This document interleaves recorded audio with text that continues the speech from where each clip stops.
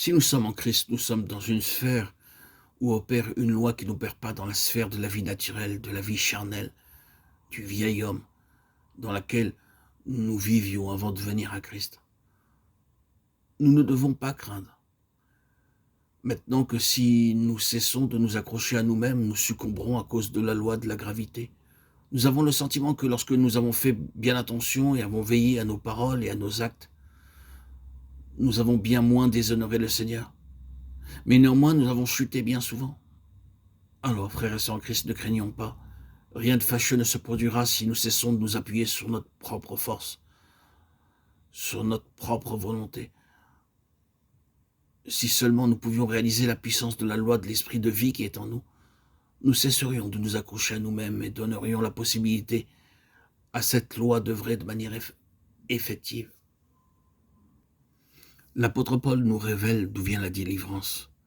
La loi de l'esprit de vie en Christ Jésus m'a affranchi de la loi du péché et de la mort. Romains 8:2. Qu'a fait le Seigneur pour lui? Rien de nouveau, aucun don nouveau ne lui a été accordé. Ce qui s'est produit, c'est que ses yeux se sont ouverts pour voir ce qui lui avait déjà été accordé. Il a réalisé la puissance de la vie qu'il possédait déjà, et cette découverte l'a libéré. Remarquons qu'il s'exprime au passé lorsqu'il parle de son émancipation. Il ne s'attend plus à une libération. Celle-ci est un fait accompli, et elle est devenue son heureuse expérience lorsqu'il a réalisé qu'avec l'acquisition de la vie divine, une loi divine lui a été aussi impartie, et que celle-ci transcende la loi du péché et de la mort. Il a vu qu'il n'est nul besoin d'effort de sa part pour avoir une conduite chrétienne, car il possède la vie de Christ, une vie qui, à cause de l'essence même de sa nature, se manifeste par une conduite chrétienne. Nous avons le sentiment que lorsque nous avons fait bien attention et avons veillé à nos paroles et à nos actes, nous avons bien moins déshonoré le Seigneur, mais néanmoins nous avons chuté bien souvent. Alors, ne craignons pas, rien de fâcheux ne se produira si nous cessons de nous appuyer sur notre volonté. Si seulement nous pouvions réaliser la puissance de la loi de l'esprit de vie qui est en nous, nous cesserions de nous accrocher à nous-mêmes et donnerions la possibilité à cette loi d'œuvrer de manière effective.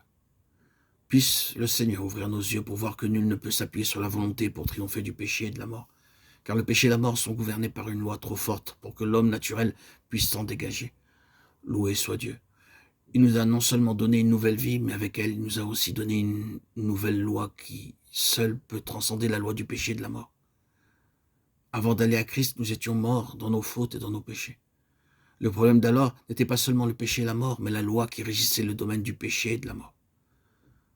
Nous n'avions pas besoin d'exercer notre volonté pour pécher par le moindre effort ne nous était nécessaire pour cela, car la loi qui opérait dans cette sphère nous conduisait à pécher. Dieu a résolu ce problème en nous offrant sa propre vie, car c'est une vie éternellement triomphante. Pour triompher du péché et de la mort, il faut la loi de sa vie. Sa vie triomphe toujours. Il n'y a jamais eu et il n'y aura jamais d'exception à cette loi.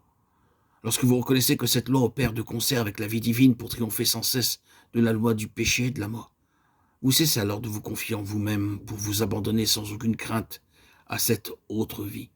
La loi du péché et de la mort voudrait continuer d'opérer, mais la loi transcendante de la vie nous affranchira de sa servitude.